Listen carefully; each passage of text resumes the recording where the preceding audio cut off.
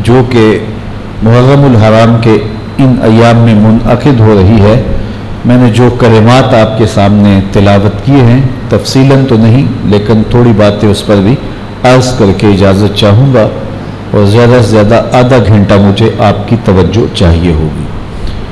इरशाद फरमाया, ए महबूब इरशाद कर दो, कुल फरमा दीजिए, ला अस्अलुकुम अलैहि अज्रा, मैं तबलीग दीन का तुमसे कोई सिला नहीं मांगता। तुम्हारे तक जो पैगाम हक पहुँचाया, तुम्हें दीन दिया, इस पर कोई अजर नहीं मांगता। ला अस्अलुकुम, कोई सवाल नहीं करता, अलैहि, इस पर जो मैंने तुम्हें दीन दिया। तुम्हारी रूह में इस्लाम उतरा, तुम्हारे बातन में ईमान का चरागा हुआ, तुम्हारे अंदर रोशनी और उजाले फूटे, और ये हुजूर ने कितनी मेहनत और मुशक्क़त से लोगों तक दीन पहुंचाया था। आज तो कोई मुश्किल नहीं है। अगर मैं आपके सामने बैठ करके महवे कलाम हूँ तो ये मेरे लिए क्या मुश्किल है। मैं आया हूँ तो आपने मोहब्बत पेश की है, आपकी आँखों की पुतलियों पे प्यार लिखा था, आपके दिलों में मोहब्बत के जज्बात मौजज़न थे, मुझे इज़्ज़त से बिठाया है, तकरीम से जो है, एज़ाज़ से, इज़्ज़त से मुझे यहाँ आपने जो है नवाजा है। मेरी एक एक बात पर आप तवज्जो के साथ अपनी समातों को लगाए हुए हैं, तो मैं 3 घंटे भी गुफ्तगू कर लूँ तो क्या कमाल है। कमाल उस वक्त था जब लोग सुनने के लिए तैयार नहीं थे। सूरा नूह उठाएं, लोग कानों में उंगलियां ठोंस लेते हैं, अल्लाह के नबी पैगाम लेके जाते हैं, लोग कहते हैं, ए नूह तेरी बात नहीं सुनेंगे। अब मुझे बताइए, हमारे यहाँ तो यह है कि अगर कोई ज़ोर से सुबहान अल्लाह ना कहे तो खतीब का लहजा ढीला हो जाता है, और फिर कहा कि एक हाथ खड़ा करो, अब दूसरा भी खड़ा कर लो। तो ये तकाजे अगर पूरे ना हो खतीब के तो खतीब को जोश ही नहीं ना आता। लेकिन वहाँ क्या है कि लोग कानों में उंगलियां ठोंस रहे हैं, तुम्हारी बात नहीं सुनेंगे। अल्लाह के नबी नाराज होकर वापस नहीं आ जाते, रुक जाते हैं। अच्छा, कभी तो थक के उंगलियां निकालोगे, जब निकालोगे तब भी पैगाम दे के जाओगे। कितनी इस्तकामत थी। और हज़रत नूह अलैहिस्सलाम की जो उम्र तबलीग है वो 950 साल है। वैसे 1350 साल जिंदगी पाई है, 950 साल मुसलसल तबलीग की है, और 70-80 लोग इस्लाम लाए हैं। तो ज़रा देखिए कितना जान जोखों का काम था जो उन्होंने किया। और फिर मेरे हुजूर अलैहिस्सलाम की ज़िंदगी देख लीजिए। हमें तो इस्तिक़बाल मिलते हैं ना, हमें तो नारे मिलते हैं, हमें तो फूलों की पत्तियों से इस्तिक़बाल मिलते हैं, हमें अनवा अक़साम के खाने मिलते हैं, हमें इज़्ज़तों की मसनद पर बिठाया जाता है, हमें विकार और तकरीम से नवाजा जाता है, हमें तो आंखों में चमकता प्यार मिलता है, पेशानियों पे लिखी मोहब्बत मिलती है। लेकिन वहां क्या है, कोई पत्थर उठा रहा है, कोई ओजरी डाल रहा है, कोई गड़े खोद रहा है, कोई कांटे बिछा रहा है। मक्के की गलियों से लेकर ताइफ के बाजारों तक दर्द व अलम की कितनी दर्दनाक कहानी है। उम्मुल मोमिनीन सैयदा आयशा रज़ी अल्लाह तआला अन्हा फरमाती हैं, एक दिन हमने हुजूर से कहा, हुजूर उहद के दिन से सख्त दिन भी जिंदगी में आया है। क्योंकि सहाबा की नज़र में इससे सख्त दिन सीरत मुबारका में दौरे रिसालत माब में नहीं था, जब 70 असहाब के लाशें पड़े थे।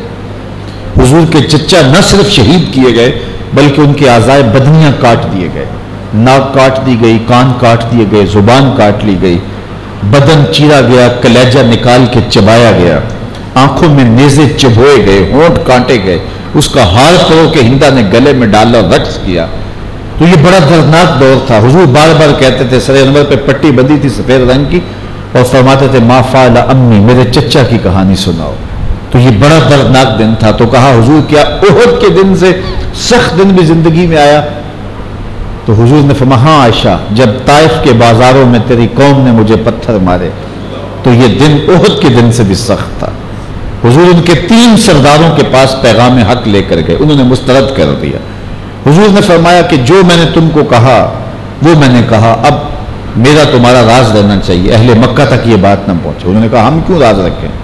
बल्कि हुजूर जब ताइफ से निकलने लगे तो ओबाशों के हाथों में पत्थर दिए और वो आका करीम के पांव पे मारते। हुजूर पांव उठा लेते तो दूसरे पांव पे मारते।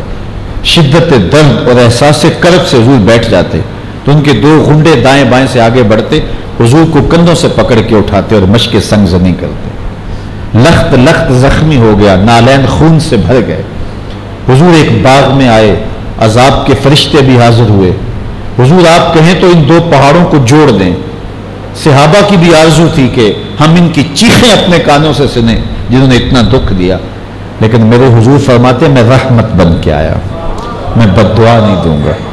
جب سلسلہ اسرار کا بڑھا تو حضور کے لب ہلے تو لفظ یہ تھے، اے اللہ میری قوم کو ہدایت دے دے، یہ مجھے جانتی نہیں ہے، اگر جانتی ہوتی تو میرے ساتھ یہ سلوک نہ کرتی۔ مورخ اسلام حفیظ جالندھری نے اپنے پیرائے میں حضور کی اس دعا کو ذکر کیا کہ جب وہ پتھر مار رہے تھے اور آقا کریم آگے سے کیا کہہ رہے تھے، الہی کرم کر کو سارے طائف کے مکینوں پر، الہی پھول برسا ان پتھر والی زمینوں پر۔ پتھروں کے جواب میں دعائیں دینا پیغمبروں کا حوصلہ ہی ہوتا ہے۔ تکلیفیں سہی، دکھ سہے، آلام سہے، کہا میں تمہارے تک دین پہنچایا، تم سننا نہیں چاہتے تھے، تمہارے تک پہنچا۔ کبھی سین حرم میں، کبھی جبل صفا پہ، کبھی کوہ ابو قبیس پر، کبھی ذی المجاز کی منڈی میں، کبھی عکاس کے میلے میں، تمہارے تک پہنچ تک کر کے تمہیں دین دیا۔ لا اسألکم علیہ اجرا، اس پر کوئی اجر نہیں مانگتا، الا المودۃ فی القربى، ہاں میرا تم سے ایک تقاضا ہے کہ میرے قرابت داروں سے تم نے محبت کرنی، قربا سے پیار کرنا۔ اس کے کئی معنی ہیں، ایک مطلب حضور کی اطرت، کہ تم نے میری اطرت سے، میرے اہل بیت سے تم نے پیار کرنا ہے۔ اب سوال یہ ہے کہ جب تبلیغ دین کا کوئی صلہ نہیں مانگا تھا تو اہل بیت سے محبت بھی نہ مانگی جاتی؟ کہیں یہ صلے کی صورت نہ بن جائے؟ تو اس کا جواب سادہ ہے، اور وہ یہ کہ اہل بیت کی محبت اگر طلب کی گئی ہے تو یہ اہل بیت کی ضرورت نہیں ہے، یہ امت کی ضرورت ہے، چونکہ اگر وہ اہل بیت رسول سے جڑ جاتے ہیں تو ان کے ایمان کی حفاظت ہوتی ہے۔ خود فرمایا حضرت زید بن ارقم رضی اللہ تعالی عنہ کی مرویات سے، صحیح مسلم میں روایت ہے اور بھی کتب حدیث میں، آقا کریم علیہ السلام نے فرمایا انا تارک فیکم الثقلین، میں تمہارے اندر دو بھاری چیزیں چھوڑ کے جا رہا ہوں، میں تمہیں لاوارث نہیں چھوڑ کے جا رہا، دو وزنی چیزیں چھوڑ کے جا رہا ہوں، جن چیزوں کو میرے حضور بھی بھاری کہیں وہ کتنی بھاری ہوں گے، ان کو مضبوطی سے تھام لو، تم کبھی بھی گمراہ نہیں ہوگے۔ وہ دو بھاری چیزیں کون سی ہیں؟ سب سے پہلی کتاب اللہ، اللہ کی کتاب، فیہ الہدی والنور فخذوا بکتاب اللہ واستمسکوا بہ، اس میں ہدایت ہے، اس میں روشنی ہے، اس کو مضبوطی سے تھام لو، تم کبھی بھی گمراہ نہیں ہوگے۔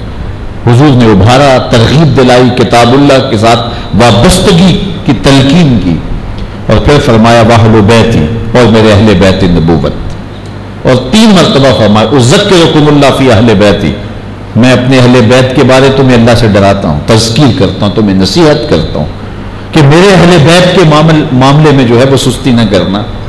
تو فرمایا ان 2 چیزوں کے دامن کو مضبوطی سے تھام لو، کبھی بھی گمراہ نہیں ہو۔ حضور نے ضمانت دی ہے، ایک روایت میں لن تضلوا بعدی، میرے بعد تم کبھی بھی گمراہ نہیں ہوگے۔ اب کیا قرآن کافی نہیں تھا کہ اہل بیت کے دامن کو تھامنے کی بھی تلقین کی گئی؟ قرآن کی طرف بھی تحریض دلائی، رغبت دلائی، لیکن اہل بیت کے فضائل بھی بیان فرمائے، اہل بیت کے ساتھ جڑنے کی تلقین بھی کی۔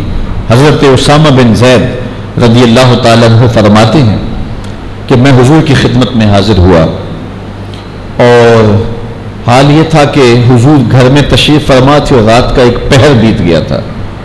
صحابہ حضور کے دروازے پہ کوشش کرتے تھے دستک دینے کی نوبت نہ آئے، دروازے کے ساتھ لگ کے بیٹھتے ہیں، حضور خود ہی تشریف لے آئیں، لیکن اگر نوبت آ جاتی تو وہ اپنی انگلیوں کے پوروں سے حضور کی دہلیز پہ دستک دیتے۔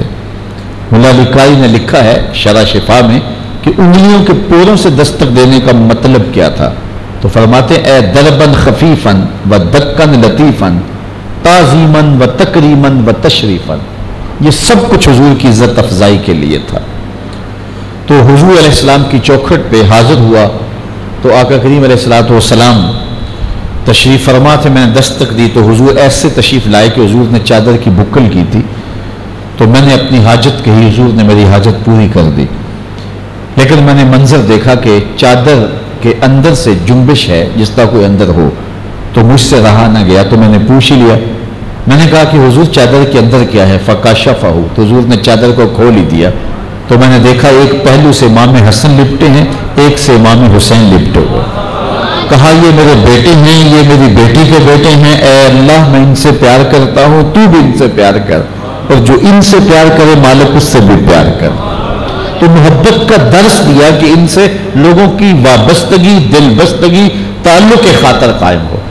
آپ جانتے ہیں کہ حضور خطبہ جمعہ دے رہے ہیں اور منبر پہ جلوہ فراز ہیں۔ صحیح روایت ہے کہ حضرت امام حسن اور امام حسین حجرہ فاطمہ سے نکلتے ہیں، کبھی گرتے ہیں کبھی سنبھلتے ہیں، اور سرخ رنگ کے جوڑوں میں ملبوس ہیں، تو آقا کریم منبر چھوڑ کر کے ان کو اٹھانے کے لیے چل پڑتے ہیں۔ اور وہ منظر بھی زمانے نے دیکھا، حضرت عبداللہ بن شداد کہتے ہیں، اس کو سنن نسائی نے اپنی سند سے روایت کیا ہے، کہتے ہیں کہ حضور تشریف لائے، حضور کا نواسہ حضور کے ساتھ تھا، تو جماعت کھڑی ہوئی اور جب سجدے میں گئے تو فرماتے ہیں کہ اتنا طویل سجدہ ہوا کہ ہمیں ایسا لگا کہ جس طرح اللہ کا امر آ گیا ہے، یعنی حضور وصال فرما گئے یا پھر وحی کا نزول ہو رہا ہے۔ حضرت شداد کہتے ہیں کہ میں بھی نماز میں تھا اور میں نے سجدے سے سر اٹھا کر کے دیکھا تو میں نے کیا منظر دیکھا کہ حضرت امام حسین رضی اللہ تعالی عنہ حضور کی پشت پہ بیٹھے، پھر خیر سلام پھرا تو صحابہ نے عرض کی حضور ہمیں تو یہ لگا کہ اللہ کا امر آ گیا ہے، آپ وصال کر گئے ہیں، یا پھر یہ ہے کہ کوئی وحی کا نزول ہو رہا ہے۔ تو فرمایا کہ یہ میری پشت پہ بیٹھ گیا تھا اور میں اس کی دلجوئی کے لیے سجدے کو طول دیتا رہا۔ اللہ اکبر۔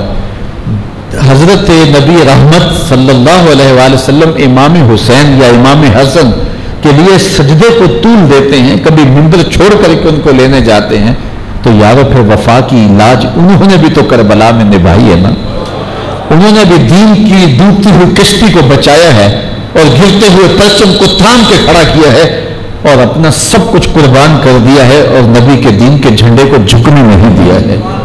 اگر انہوں نے منبر چھوڑا ہے، انہوں نے سجدے کو طول دیا ہے، تو حسین نے بھی اس کی لاج نبھائی۔ تو انہوں نے اپنے انداز، اور پھر میرے حضور علیہ الصلوۃ والسلام نے ان کے مناقب بیان کیے۔ دیکھیے کسی کے مناقب اس لیے بیان کیے جاتے ہیں کہ اس سے محبت پیدا ہو جائے۔ آپ کسی کی تعریف اسی لیے کرتے ہیں نا کہ اس کے لیے دل میں گنجائش پیدا ہو، جگہ پیدا ہو۔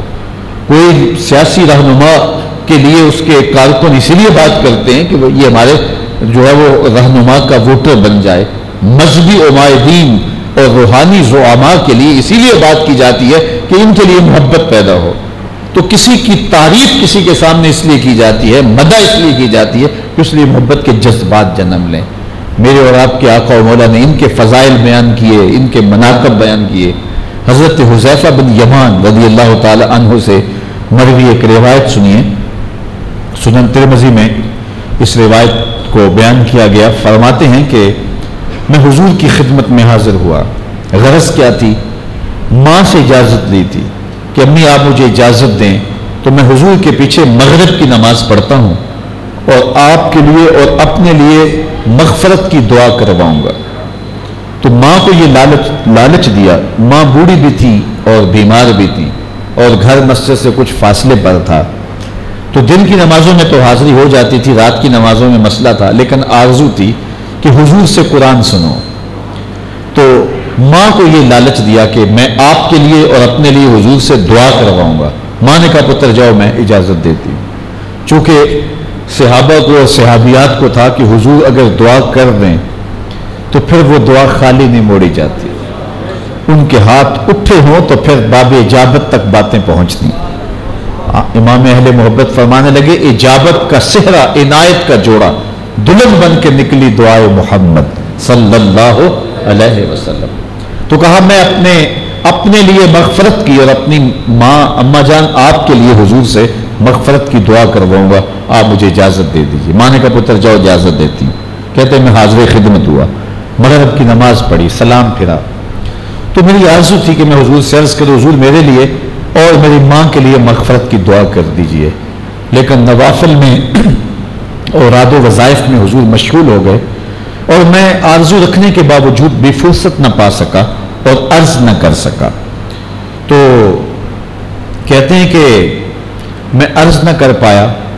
خیر عشاء کی نماز کا وقت ہو گیا. جب عشاء کی نماز کا وقت ہوا حضور نے عشاء کی نماز بھی پڑھائی. سلام پھرا تو میرے دل میں تھا کہ میں حضور سے عرض کروں کہ میرے لیے اور میری ماں کے لیے مغفرت کی دعا کر دیجئے. لیکن حضور اٹھے تو کاشانہ اقدس کی طرف چل پڑے. جن لوگوں نے مسجد نبوی کی زیارت کی ہے ان کی نگاہوں میں نقشہ آ گیا ہوگا کہ محراب نبوی سے حجرہ عائشہ کا فاصلہ کتنا ہے. حضور اٹھے اور کاشانہ انور کی طرف چل پڑے. حضرت حذیفہ نے ماں سے وعدہ کیا تھا کہ امی مجھے مغرب کی نماز کی اجازت دے دیں, میں نماز بھی پڑھوں گا, حضور سے اپنے لیے اور آپ کے لیے مغفرت کی دعا بھی کرواؤں گا. کہتے ہیں کہ مجھے فرصت نہیں مل سکی تھی. ایک نماز کی چھٹی لے کے آیا تھا, نمازیں بھی 2 ہو گئیں. اب جب حضور تشریف لے جانے لگے تو مجھے ماں کا وعدہ یاد تھا کہ ماں نے آتے ہی پوچھنا ہے, جاتے ہی پوچھنا ہے کہ حضور سے دعا کروائی تھی, تو کیا جواب دوں گا. تو میں حضور کے پیچھے چل پڑا. تھوڑی سی تیزی ہو گئی اور میرے قدموں کی آہٹ پیدا ہو گئی. تو آقا کریم نے فرمایا من ھذا, میرے پیچھے پیچھے کون آ رہا ہے. پھر خود ہی فرمایا حذیفہ تو نہیں. اب ان کا دل زور زور سے دھڑک رہا ہے کہ کوئی 2 لمحے مل جائے تو میں عرض کر دوں کہ میرے لیے اور میری ماں کے لیے مغفرت کی دعا کر دیجئے. حضور فرمایا من ھذا حذیفہ تو, میرے پیچھے پیچھے کون آ رہا ہے, حذیفہ تو نہیں. کل تو نام, میں نے کہا جی حضور میں حذیفہ ہوں. فرمایا ما حاجتوں کا غفر اللہ لک ولامک, اللہ تجھے بھی بخش دے, تیری ماں کو بھی بخش دے, کس کام آئے ہو. اب جو کام تھا وہ جنبش لب سے پہلے ہو گیا, یہاں تو لفظوں کا سہارا بھی نہیں لینا پڑا. اللہ اکبر.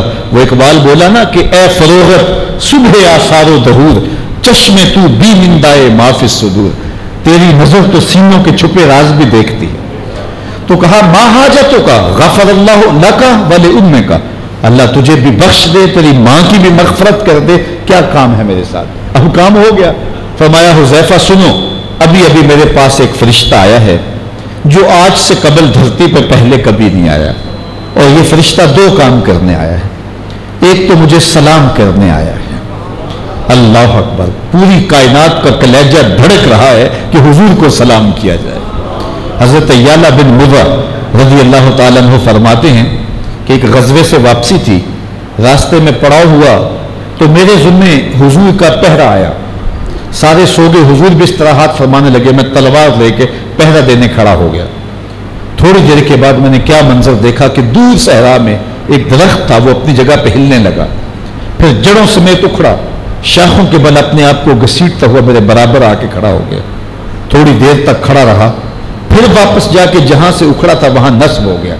میرے لیے بڑی حیرت افزا بات تھی. خیر جب حضور بیدار ہوئے تو سلام عرض کرنے کے بعد میں نے پہلی بات یہ عرض کی, میں نے کہا میرے ماں باپ آپ پہ قربان, یہ جو سامنے والا درخت ہے تھوڑی دیر قبل اپنی جگہ سے اکھڑ کے میرے برابر آ کھڑا ہوا اور آپ کو یہاں آپ کے سامنے کھڑا رہا اور پھر واپس چلا گیا. حضور میری سمجھ میں نہیں آئی یہ بات کیا ہے. تو آقا نے مسکرا کے فرمایا ھذہ شجرۃ استاذنت ربھا, فرمایا اے یعلا بن مرہ یہ ایک درخت ہے جس نے رب سے اجازت مانگی تھی, مالک تیرا محبوب بڑا نیڑے آیا ہے, سلام نہ کر رہا ہوں. فآذن لہا, رب نے اجازت دے دی تھی, یہ مجھے سلام کرنے آیا تھا.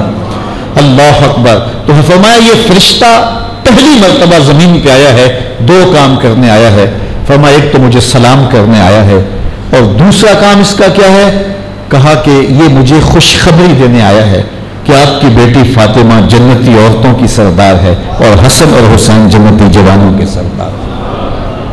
تو ان دونوں کی عظمتوں کو, اہل بیت کی عظمتوں کو حضور کی زبان سے بیان فرمایا گیا تاکہ لوگوں کے دل میں ان کی محبت پیدا ہو.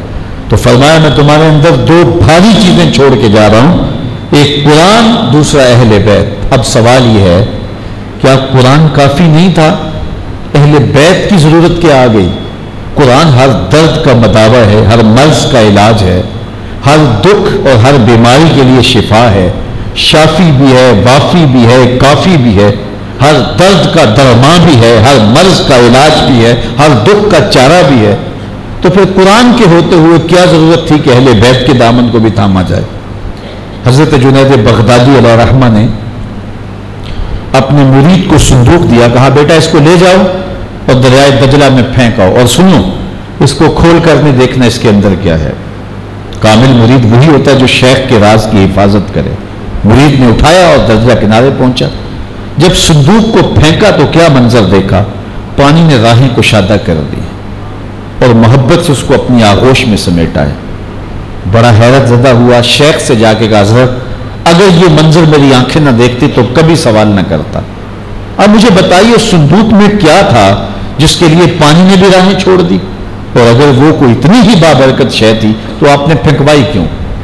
तो शेख फरमाने लगे, बेटे तुमने मंजर ऐसा देखा है, रात से पर्दा नहीं उठाऊंगा तुम्हें करार नहीं मिलेगा। सुनो, मैंने तसव्वुफ के रमूज व गवामज और असरार पर बड़ी मेहनत शाका से 12 साल में किताब लिखी थी। फिर 12 साल उसकी नोक पलक संवारता रहा कि उसका कोई जुमला शरीयत के मिजाज से मुतसादम ना हो। फिर 12 साल सोचता रहा कि इस किताब को लोगों तक पहुंचाऊं कि ना पहुंचाऊं। आज 36 साल बीत गए, बिल आखिर मैंने फैसला किया है, कुरान के होते हुए लोगों को जुनैद की किसी किताब की जरूरत नहीं है। वो तुम मेरी 36 साल की कमाई फेंक के आए हो। जब कुरान इतना काफी है तो फिर क्या जरूरत थी कि अहले बैत के दामन को भी थामा जाए और इसकी तलकीन बाकायदा फरमाई गई, अना तारिकुन फीकुम सकलैन, मैं 2 चीजें छोड़ के जा रहा हूं। तो क्या कुरान काफी नहीं था? हर मर्ज का इलाज नहीं है, हर दुख का दरवा नहीं है, हर मर्ज की शिफा नहीं है, हर दर्द का चारा नहीं है। तो सुनिए, इसका सादा सा जवाब है। एक होती है थ्योरी, एक होता है उसका प्रैक्टिकल, एक होता है इल्म, एक होती है उसकी अमली मश्क। अगर इस्लाम की थ्योरी देखना हो तो वो कुरान मौजूद है, और अगर प्रैक्टिकल देखना है तो करबला के तपते हुए रेगजार में हुसैन इब्न अली का किरदार मौजूद है। तो कहा न अहले बैत के दामन को छोड़ना, न कुरान के दामन को छोड़ना, गुमराही से बच जाओगे। यार मेरे रसूल ने तो जमानत दी थी कि तुम गुमराह नहीं होगे, लन तदिल्लू, तुम कभी भी गुमराह नहीं होगे। और हम 73 ग्रोहों में बट गए, हम लख्त हो गए, हम एक दूसरे को चीरने और फाड़ने लगे।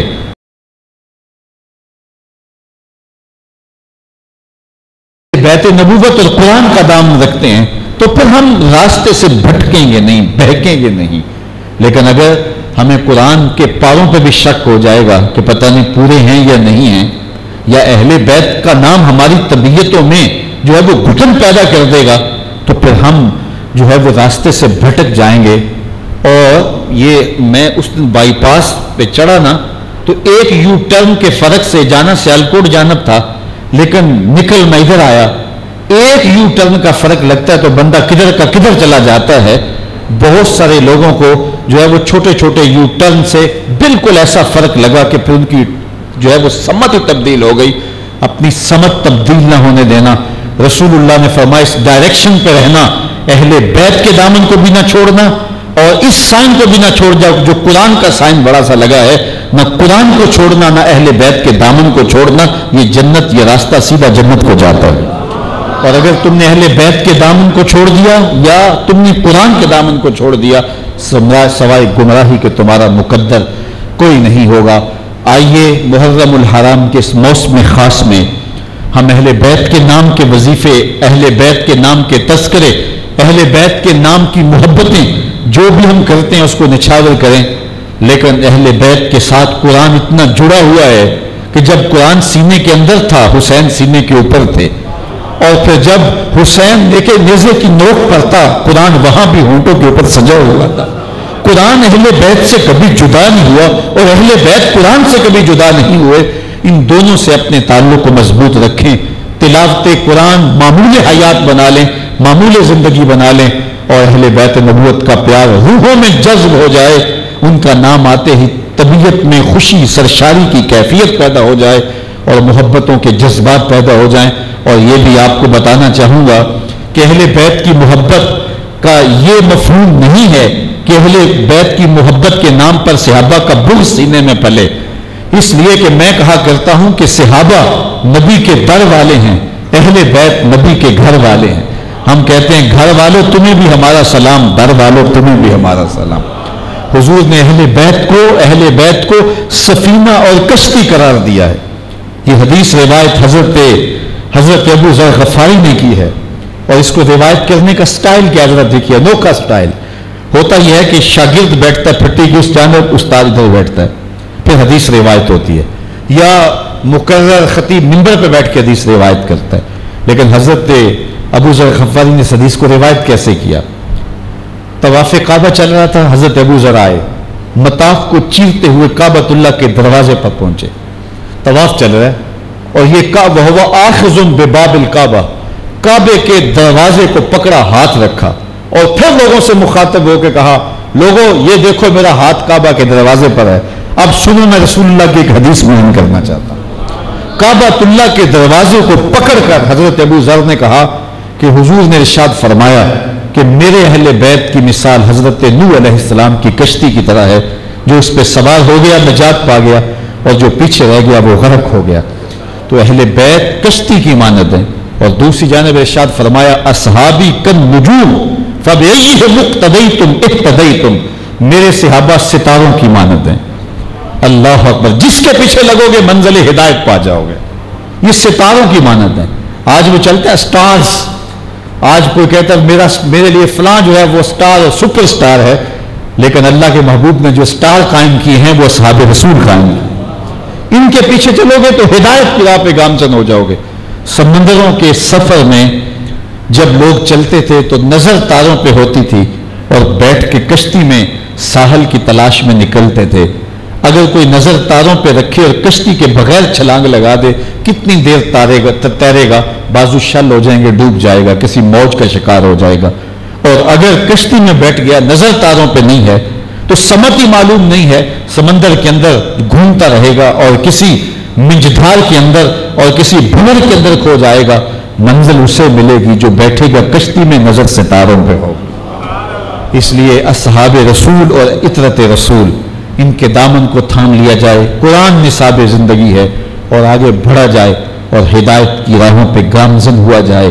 میں ایک روایت ختم بیان کر کے اپنی گفتگو کو سمیٹ لیتا ہوں، جو میرے اور آپ کے آقا و مولا نے حضرت علی المرتضیٰ رضی اللہ تعالیٰ عنہ کو مخاطب کر کے کہا تھا. مشکات میں بھی ہے، امام احمد نے اپنی مسند کے اندر بھی روایت کی، نہج البلاغہ جو اہل تشیع کی معروف کتاب ہے اس میں بھی ہے. حضرت علی کو دیکھ کے فرمایا، حضرت علی فرماتے حضور نے میرے بارے فرمایا، تیری مثال حضرت عیسیٰ علیہ السلام کی مثال ہے. ان کے معاملے میں آ کے دو لوگ برباد ہوئے. یہودی برباد ہوئے، انہوں نے ان کے قتل کا منصوبہ بنایا، ان کی ماں پہ تہمت لگائی.